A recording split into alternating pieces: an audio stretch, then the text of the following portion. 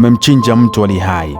Sikupiga kelele, nilitembea hadi upande wa kitanda, nikachukua jagi la maji ya baridi yaliyokuwa juu ya meza ndogo na kuwamwagia usoni kwa nguvu zote. Walikurupuka kama watu waliopigwa na shoti ya umeme. Neema aliponiona alipiga kelele ya hofu, akajivuta hadi kona ya kitanda, akajifunika kwa shuka langu. Baraka akapiga magoti pale pale kitandani. Mikono ilitetemeka, uso wake ukiwa mweupe kama karatasi. Mdogo wangu wa damu kabisa ambaye anaitwa Neema. Neema alikuwa binti mbichi sana, mrembo sana. Alikuwa akimalizia masomo yake ya chuo kikuu. Nilimchukua Neema kama mwanangu. Tangu mama yetu afariki, mimi ndiye niliyemlea, niliyemlipia ada na niliyemjua kila kitu chake.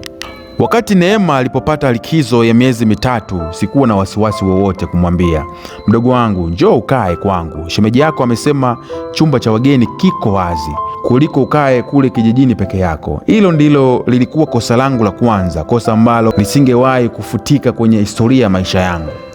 Mwezi wa kwanza ulipita salama sana. Nyumba ilichangamka. Neema alikuwa ananisaidia kazi za nyumbani na mara nyingi alikuwa akicheka sana na Baraka pale sebuleni, mimi nikiwa jikoni au nikiwa nimechoka baada ya kazi. Sikuona vibaya. Nani angetilia shaka mdogo wangu wa damu? Nani angetilia shaka mume anayeswali na anayekuambia anakupenda kila siku? Lakini baada ya wiki 6 mambo yalianza kubadilika kiaina. Nilianza kugundua harufu ya manukato ya Neema kwenye gari la Baraka, tena kwenye kiti cha mbele. Nilipomuuliza Baraka, alicheka na kusema, mke wangu, nilimpeleka sokoni asubuhi. Nilijibu, sawa mume wangu. Kisha kukawa na miguso ya ajabu sana. Wakati mwingine nikiingia sebuleni, ghafla nilikuwa na wakuta wamekaa karibu sana, lakini wakinisikia wanajisogeza haraka na kuanza mada nyingine. Macho ya Neema yalianza kukwepa yangu. Hakukuwa tena yule binti mkweli aliyekuwa ananiambia kila siri yake. Siku moja usiku mkubwa, niliamka kwenda kunywa maji. Nikiwa njiani kurudi chumbani, niliona mwanga wa simu ukimulika kwenye korido karibu na chumba cha Neema. Nilimsikia Baraka kinong'ona, rudi chumbani kwako haraka, Amanda sija kaamka. Kwa kweli moyo wangu ulipiga pa. Nilisimama gizani, nikajifanya sijaona kitu. Niliporudi kitandani baada ya dakika 2, Baraka aliingia akijinyatisha. Alipopapasa na kukuta niko macho, alidanganya mke wangu. Nilikuwa naangalia kama milango imefungwa vizuri. Umo ndani ya kifua changu bunduki ilikuwa imeshawekwa risasi. Sikuamini, lakini nilitaka ushahidi. Ilikuwa ni siku ya Alhamisi. Niliamua kutengeneza mazingira ya uongo. Kazini kwangu nilikuwa na safari ya kikazi ya siku 3 kwenda mkoa wa jirani. Nilikuja nyumbani mapema sana, nikafungasha nguo zangu kwenye mkoba mkubwa mbele yao. Nilimwaga Baraka kwa kumbusu, nikamuaga na Neema. Niliwaambia Neema, mdogo wangu, msaidie shemeji yako kupika na umalize usafi. Naondoka, nitarudi Jumamosi usiku. Neema alinitazama kwa jicho ambalo lilijaa hofu, lakini ndani yake kukiwa na msisimko fulani usio wa kawaida. Alisema, sawa dada, usijali, safari njema. Niliondoka saa 11 jioni. Nilipanda teksi hadi hotelini, umbali wa kilomita 5 tu kutoka nyumbani kwangu. Nililipa chumba, nikakaa pale. Masaa yalikuwa yanaenda mbele kama kobe, lakini moyo wangu ulikuwa unadunda kama ngoma ya harusi. Nilisubiri hadi saa 6:30 usiku. Nilichukua teksi nyingine, nikamwambia dereva anishushe mita 100 kabla ya kufika kwenye geti langu.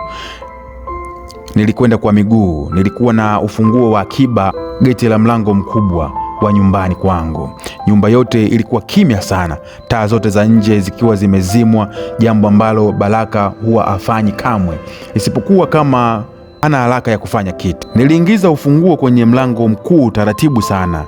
Nikazungusha, mlango ukafunguka bila sauti. Niliingia ndani sebuleni. Nilikuwa tupu, lakini kulikuwa na glasi 2 za mvinyo juu ya meza na nguo za ndani za kike nyekundu ambayo nilitambua vyema kuwa ni ya Neema, ikiwa imetupwa kwenye zulia la sebuleni. Kwa kweli machozi yalianza kunitoka bila kujua. Miguu ilikuwa mizito kama nimefungwa mawe ya tani 5. Nilianza kupanda ngazi kuelekea chumbani kwangu. Ndiyo, chumbani kwangu, kitandani kwangu ambapo nililaza mtoto wangu. Nilisukuma mlango wa chumba changu uliokuwa umeshikizwa tu. Mwanga hafifu wa taa ya kando ya kitanda ulikuwa unamulika mwili mzima. Pale juu ya mashuka yangu ya harusi, mume wangu Baraka na mdogo wangu wa damu Neema walikuwa wamekumbatiana wakiwa wamelala baada ya kufanya madhambi yao. Walikuwa wametulia kama malaika, huku wakisahau wamemchinja mtu ali hai. Sikupiga kelele, nilitembea hadi upande wa kitanda, nikachukua jagi la maji ya baridi yaliyokuwa juu ya meza ndogo na kuwamwagia usoni kwa nguvu zote. Walikurupuka kama watu waliopigwa na shoti ya umeme. Neema aliponiona alipiga kelele ya hofu, akajivuta hadi kona ya kitanda, akajifunika kwa shuka langu. Baraka akapiga magoti pale pale kitandani, mikono ilitetemeka, uso wake ukiwa mweupe kama karatasi. Amanda mke wangu, tafadhali, sivyo hivyo unavyofikiri, ni shetani ametupitia. Baraka alikuwa anaongea kwa sauti ya kulia. Nilimtazama Neema. Wewe nilikuzaa, nilikutunza tangu mama afe, hiki ndicho unachonilipa? Neema hakuweza hata kuongea, alikuwa analia tu. Hasira iliyokuwa ndani yangu iligeuka kuwa baridi kali. Sikuwapiga tukana, nilienda kwenye kabati nikachukua nguo zote za Neema nikazitupa nje ya dirisha, zikaanguka kwenye udongo wa usiku. Nilimgeukia Neema na kumwambia, vaa nguo hiyo uliojifunika na utoke kwenye nyumba hii sasa hivi. Ukikaa hapa kwa dakika 5 zijazo, mmoja wetu atakufa. Neema alivaa haraka huku akilia, akikimbia chini ya ngazi na kutoka nje usiku ule ule bila kujali anakwenda wapi. Baraka alibaki pale akilia, akishika miguu yangu. Amanda, ninaomba unisamehe, sitafanya tena. Fikiria kuhusu mtoto wetu, hii nyumba itakuwaje bila mimi? Kesho yake asubuhi nilifungasha vilago vyangu na vya mwanangu nikarudi kwetu. Nilimfahamisha baba mkubwa na ndugu wote kuhusu kile kilichotokea. Familia ililia kitendo kile. Neema alikimbia mkoa mwingine kwa aibu na hajawahi kurudi tena kwenye vikao vya familia hadi leo. Uhusiano wangu naye umekufa kabisa. Hawezi tena kuitwa mdogo wangu, bali ni kovu linalonichoma kila nikimtazama. Niliachana na Baraka kabisa na kesi ya taraka ilimalizika. Nilijifunza kitu kimoja kikubwa maishani: adui wa mtu yuko miongoni mwa watu wa nyumbani kwake. Kamwe usiamini mtu kwa 100%, na kamwe usilete mwanamke mwingine yeyote, awe ndugu yako, rafiki, aishi karibu na himaya ya mume wako. Siri ya nyumba yako ilinde wewe mwenyewe.